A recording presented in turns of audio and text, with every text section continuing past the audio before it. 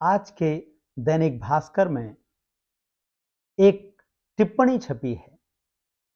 आप जानते हैं दैनिक भास्कर भारत का सबसे बड़ा हिंदी अखबार है और अगर दैनिक भास्कर में कोई टिप्पणी छपी है तो जाहिर तौर पर करोड़ों पाठकों तक यह टिप्पणी जाती है। भास्कर के विश्लेषण में नवनीत गुर्जर लिखते हैं, बिहार के माथे से जातिवादी वोटिंग का दाग हटा। क्या बिहार में एनडीए की जीत का मतलब है कि बिहार के माथे से जातिवादी वोटिंग का दाग हट गया? इसे ध्यान से पढ़िएगा। इससे प्रभावित होने और व्हाट्सएप पर इसके फैलने के बीच आपको थोड़ा वक्त देना होगा। कैसे बीजेपी की जीत को, एनडीए की जीत को जातिवादी वोटिंग का दाग हटने से जोड़ दिया गया है, जबकि इसी दैनिक भास्कर के भीतर के पन्ने पर और भी लेख हैं। शीला भट्ट वरिष्ठ पत्रकार हैं जिन्होंने अपने लेख में दैनिक भास्कर में आज ही बताया है कि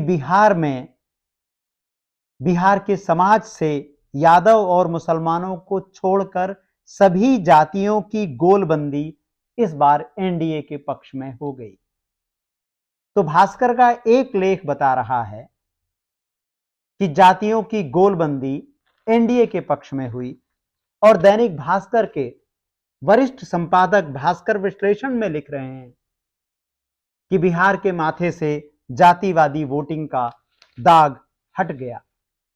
भारत में जातिवादी वोटिंग केवल बिहार की समस्या नहीं है, पूरे देश की समस्या है, क्योंकि जातिवाद केवल बिहार में नहीं है।